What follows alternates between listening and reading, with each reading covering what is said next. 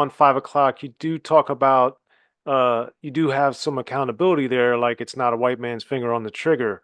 So why was that also something that you wanted to note or detail and say, hey, we're doing this to ourselves to a degree. It's not obviously there's racism and all these old terrible things that have been done to black people throughout the history of our country and even before it even existed as a country, but there is some accountability that needs to be had as well. So why was that important? Because it's always important for us to look at ourselves. Don't let's not help people destroy us. So that was the primary point I'm trying to drive home is, we already have all of these things coming at us, and let's not destroy ourselves from within. We don't want to help the enemy. So it's important to point that out. Like, we are quick to point out when someone else is doing something to us, but we need to pay attention to what we're doing to ourselves. So that's one reason why I wanted to make sure and drive that home. Okay. And with 5 o'clock, did that song get you the deal at MCA or did you already have it? No, I already had the deal. Yep, I actually already had that record. They had not heard that record. So the record that got me the deal was the song called The Flow that I never put out. The flow was very, very melodic, da da da da, a lot of singing and some rapping. But The Flow is the record that got the label's attention. And then we went in and we're already working on the album. 5 o'clock was actually called Brother Man before it was 5 o'clock. There was a young man singing on the record, Brother Man, come on. But I went to work, like I said, and saw that 5 o'clock, was this just there. And I came in and relayed the vocals and was like, 5 o'clock in the morning, where you gonna be? Outside on the corner. Okay. And Yeah. what, given that what ended up being Until the Day, your debut album, had, I would say, 5 o'clock is very atypical of the rest of the album because the Hmm. album is very diverse, but sonically, and I'd even say stylistically, it's very different. So why, at least to me, so Hmm. why sonically in particular, because you used the same crew of producers through the majority, if not the entire album, why Hmm. did 5 o'clock end up standing out so much sonically in particular? Because so the record, the title track, Until the Day, was done by Chucky Thompson. And Chucky was a producer at the time. Chucky and I were really good friends and were working together before he met Diddy. So once he started going to New York and started working with him, and joined that production crew, we were friends, but now we're on two different paths, but we're still good friends. So we're staying, close, finding out what's going on. So when I received my deal, of course, because of the genius that he is, I'm like, Chucky, I want to work with you on the record. So 5 o'clock is the production company that I'm working with. Those are my brothers, and we're doing the record. So that's why you get the difference in sound because of Chucky and because of Black Productions. So 5 o'clock was done by Black Productions. I'm doing the majority of the work with creation with Black Productions, and they just have a particular sound. Bam just has a particular sound. The irony of that is that um, Bam comes from um, a DJ background. Even though live, he can play live music, but he has a DJ background, as Chucky has a live go-go background, but very instrumental. You know what I mean? So I had the best of both worlds. It's a perfect combination. I got a DJ, I got live, I got instrumentalists. I have all the ears that I need. So that's why you get the diversity in sound on the record. But for 5 o'clock, Black Productions, Bam has a really particular, very clean, want the bass and everything to be singled out and just, really hit hard from a Okay. DJ standpoint. Okay.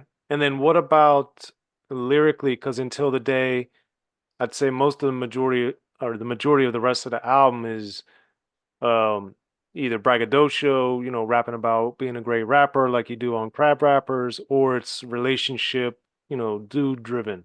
So Mm-hmm.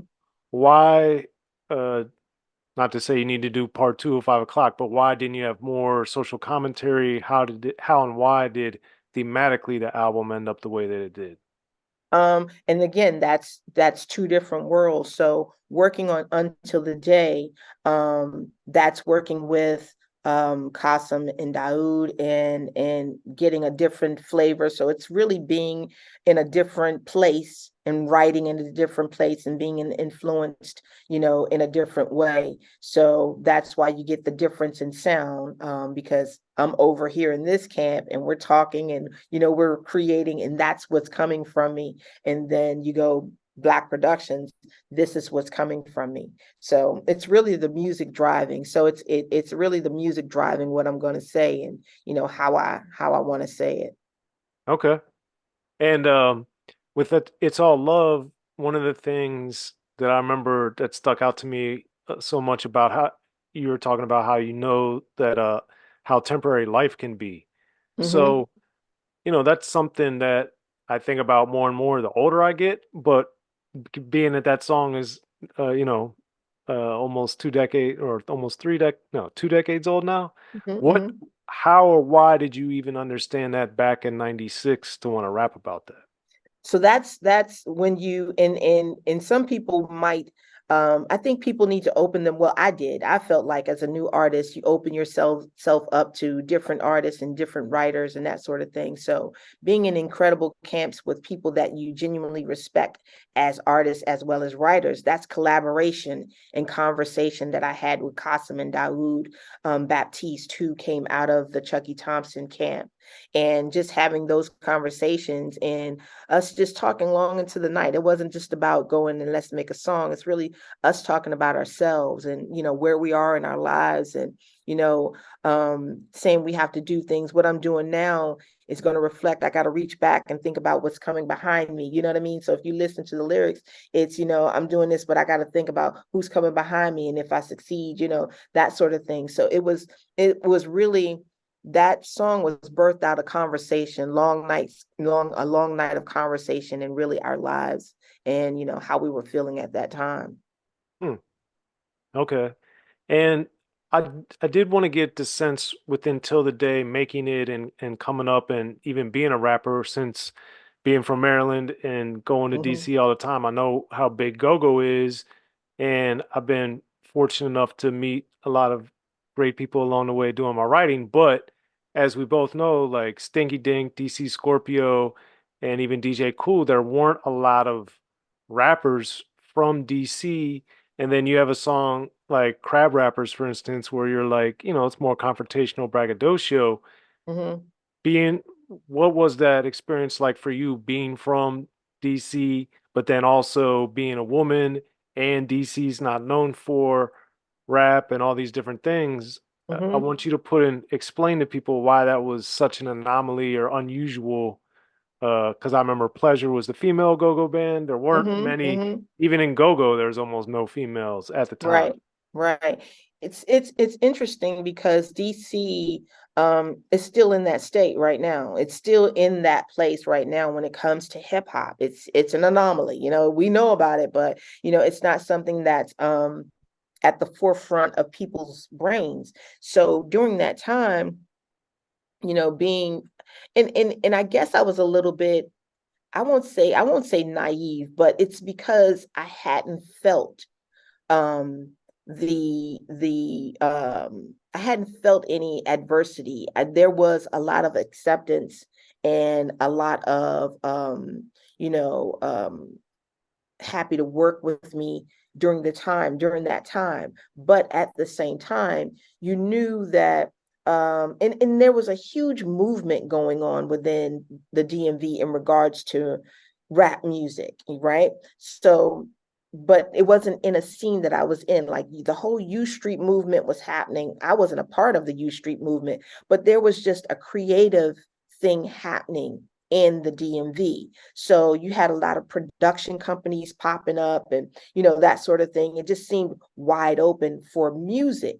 Um, but there wasn't a lot of rappers, like you said. There definitely wasn't any female rappers. So there was still the the production companies had become, we're going to put the city on, like this production company is the place to be, this production company, we have the best crew over here. It was a whole bunch of crews of people, as opposed to what it is now. It's more sectioned off as far as northeast, southeast, what is DC, what's the DMV, that whole thing is happening now. But during that time, it was just a lot of production companies. And so there was a situation of who's going to get on first, who's going to put the city on, who's going to do that sort of thing, kind of crabs in the barrel. Within your production company, there's a lot of support, because we're the crew, you know what I mean? So, and I was the only female in the production company that I was a part of, Black Productions. They had a lot of artists, but they didn't have any other females. So when I say the crab rappers, you had a lot of people that were, bitter and crabs in the barrel, but they were in a crabs in the barrel perspective from a whole crew was a crab. And then this crew is a crab trying to keep, in the barrel. So that's where it came from. But, the unfortunate, like I said, right now we're still dealing with the same thing in the DMV. We're still not, known for hip hop. We've had a plethora of artists that are doing well right now, have done well, but because of sections, we might not even acknowledge that they're from DC or the DMV, because they're not from a particular place. So it's funny. It's interesting that we haven't grown when so many different places in the country have exploded, and support each other in a way that we can't even fathom in the DMV. We just don't do it.